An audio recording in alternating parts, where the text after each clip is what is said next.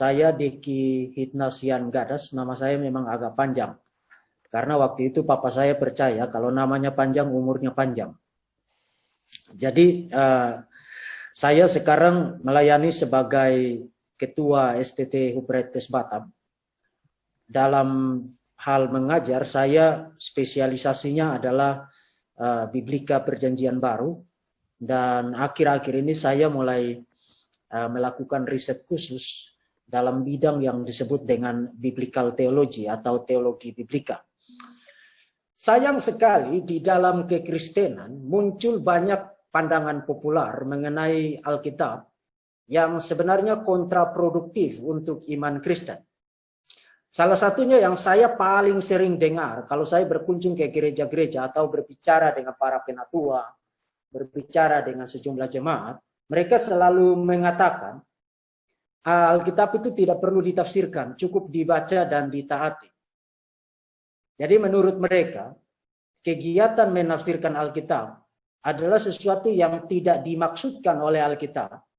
Dan bukan hanya tidak dimaksudkan oleh Alkitab, tapi tidak bermanfaat untuk spiritualitas. Nah, pandangan-pandangan semacam ini, itu beredar sangat luas di kalangan kekristenan, di kalangan akar rumput, di kalangan jemaat awam. Pandangan bahwa Alkitab tidak perlu dipelajari secara serius dan tidak perlu ditafsirkan, seakan-akan begitu saudara baca, saudara akan langsung mengerti secara spontan apa yang dimaksudkan di dalam Alkitab. Nah, untuk orang-orang semacam itu, dengan pandangan semacam itu, saya biasanya langsung mengatakan, oke, kalau begitu, silakan baca Matius pasal 5, ayat 29 sampai 30. Di situ Yesus mengatakan, kalau matamu membuatmu berdosa, kalau tanganmu menyesatkan engkau, kalau kakimu menyesatkan engkau, maka cungkil matamu, potong tanganmu, dan penggal kakimu. Silakan baca itu dan taati ayat itu, karena saya tahu kamu pasti orang berdosa. Dan biasanya itu adalah respons yang mengakhiri pembicaraan. Tapi itu satu kenyataan yang sangat apa yang ingin saya tekankan. Perhatikan apa yang dia tulis. Hermeneutik itu berarti ilmu menafsir Alkitab. Dibutuhkan karena gap-gap, jarak-jarak. Pertama, jarak sejarah, jarak budaya, jarak bahasa, dan jarak filosofis yang menghalangi sebuah pemahaman yang spontan dan akurat akan firman Allah. Itu benar. Alkitab ditulis dalam bahasa-bahasa yang kita tidak pakai sehari-hari.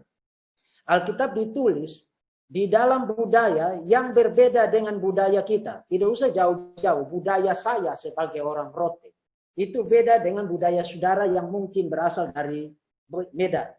Berbeda dari saudara yang mungkin berasal dari Padang. Berbeda dari saudara yang mungkin berasal dari Jawa, dari Bandung, dan seterusnya. Kita masih satu negara loh ini.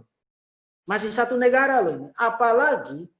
Apalagi dengan budaya di mana Alkitab ditulis saat itu. Hari ini, konsensus kesarjanaan Perjanjian Baru adalah bahwa seluruh bahasa asli Perjanjian Baru, semua kitab-kitab itu ditulis di dalam bahasa Yunani Koine. Nah, bahasa Yunani Koine itu bahasa apa?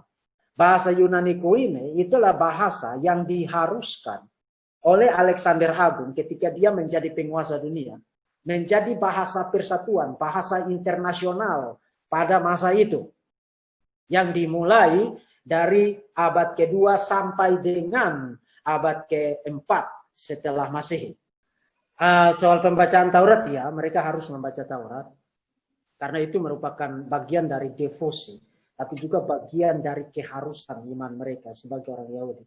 Nah, hal-hal begitu kita contohlah. Jangan baca Alkitab 1 bulan 1 kali. Tapi rajin kesana kemari bilang orang Kristen kan. Baca Alkitab setiap hari lah supaya kita ngerti apa itu isi Alkitabnya. Ya kan? Jadi saya tutup dengan satu nasihat praktis. Cintai Alkitab, baca Alkitab setiap hari.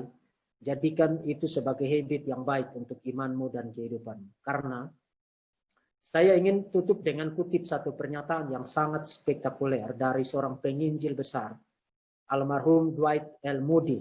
Saudara pasti pernah dengar nama itu. Dia mengatakan, hanya ada 2 cara. Apakah buku ini, kitab ini, yang menjauhkan Anda dari dosa, atau dosa yang akan menjauhkan Anda dari kitab hidup.